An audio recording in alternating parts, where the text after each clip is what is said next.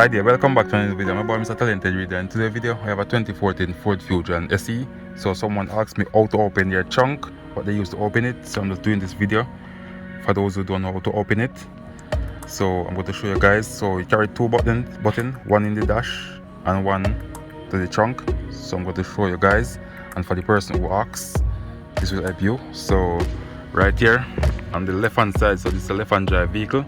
So on the left hand side, right beside the light switch, right here, you can see the steering wheel on the left hand side. There's a button right here. This is right here that you press. You press this to open it.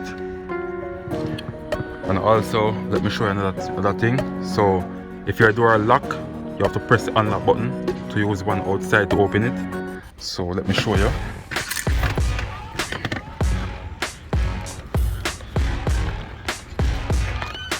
Alright, so there's another button right here. This one, you press and you open. Then there's that click, it's an open. And there's another way which you can use the key. As you can see this trunk icon right here. You're gonna press and hold, double tap and hold. As you can see, it open. So that's how you open your car trunk. So thanks for watching. If you find this video useful, please like, share, comment and subscribe. Thank you.